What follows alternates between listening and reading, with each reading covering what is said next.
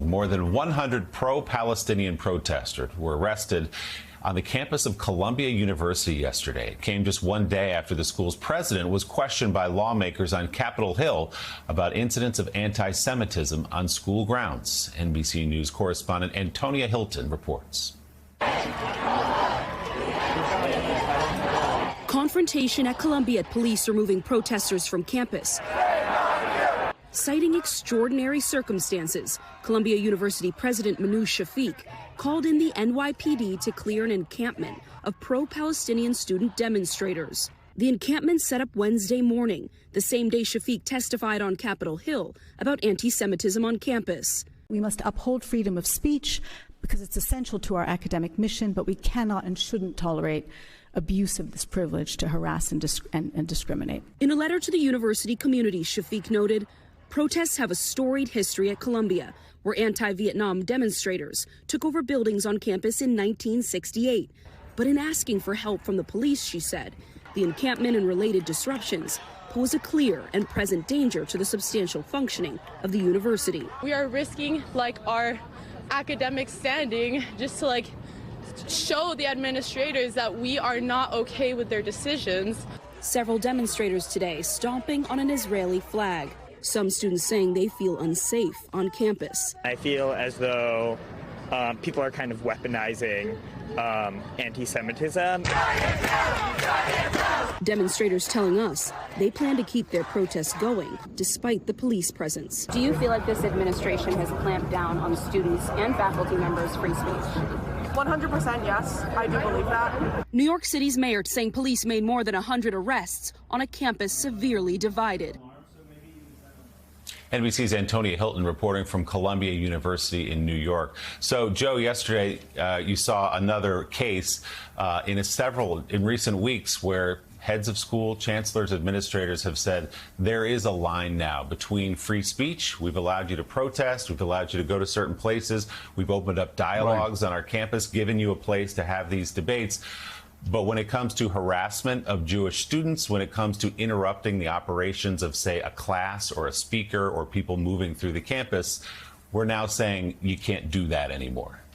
Yeah, exactly. I mean, whether you're talking about the interruption of the functioning of the Golden Gate Bridge or the normal functioning of Columbia University, it's too much.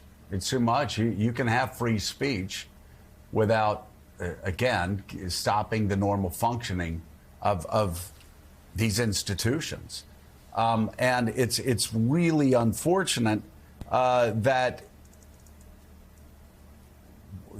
you'll have people stepping forward saying, well, we have to do this because Israel is so terrible. Israel is this, that.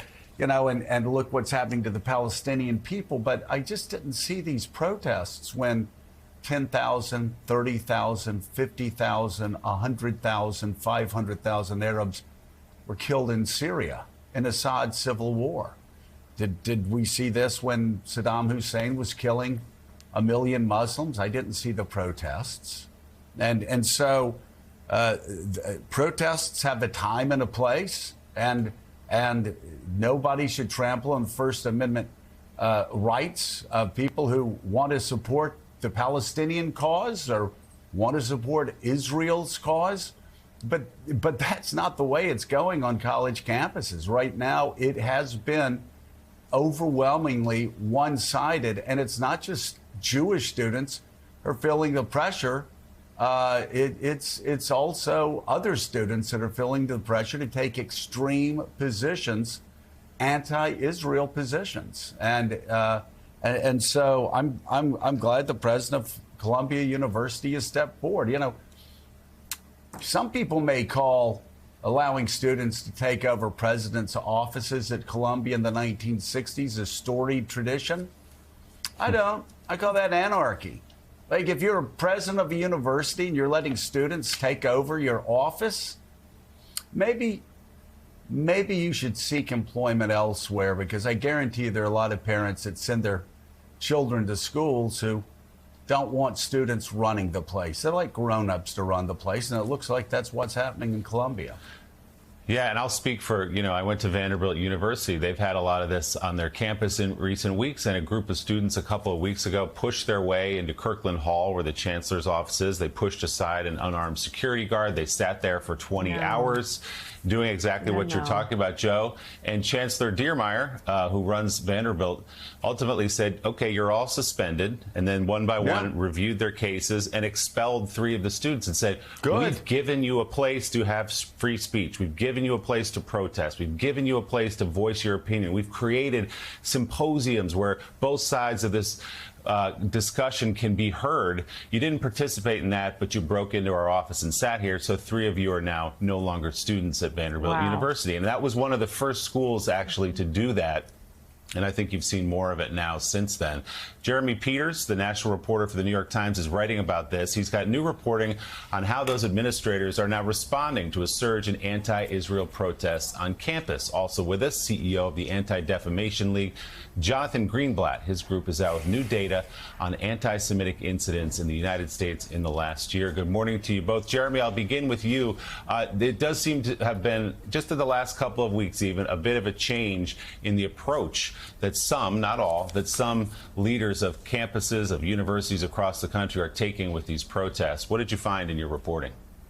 That's exactly right, Willie. Schools have had enough. And Vanderbilt issued what are believed to be the first expulsions of student protesters related to demonstrations stemming from the October 7th Hamas attack on Israel. And from Vanderbilt to NYU to Columbia to the University of Michigan to Pomona, schools are saying basically, look, this is not about free speech. You have a right to speak up. You have a right to demonstrate. What you don't have is a right to harass and disrupt. And that's what's really been impeding these universities' core mission, which is to educate your students. And you can't have an environment that is constantly disrupted, where students are subject to harassment, where they're spit upon, where they're yelled at, where graduation ceremonies, or like the incident I wrote about at my alma mater, the University of Michigan, this honors convocation that was supposed to be this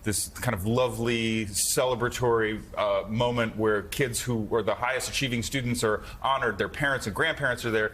And what happened? It got disrupted and had to be shut down early because pro-Palestinian protesters were standing up and shouting down speakers and unfurling banners. And this is something I think universities have been slow to acknowledge. I mean, remember during the Trump years, universities really became this cauldron of protest activity where this kind of overly censorious culture developed, where if there was a speaker who was, conservative or aligned with Trump, instead of letting that person speak, a lot of times the speech would be canceled out of fear for the safety of that speaker, or people would interrupt the speaker. And now, I think universities are saying we didn't do enough to rein that in, but now they are. Well, I mean, and the thing is, that's happened over the past couple of years, but this has been a problem for a long time. I'll just say it, brats who are protesting when, say, Christine Lagarde tries to speak at a graduation, or Condi Rice tries to speak at a graduation, or I think even Christine Todd Whitman one time was canceled from speaking at the graduation. I got to say, you're either the adult running the campus or you're the child that is incapable of controlling students. The students are there to learn. That means all the students are there to learn, not just students who decide this one issue is the most important issue to them. And I certainly understand if Gaza is the most important issue, especially to Palestinian students in America. But it goes well beyond that. You can't shut down an entire campus.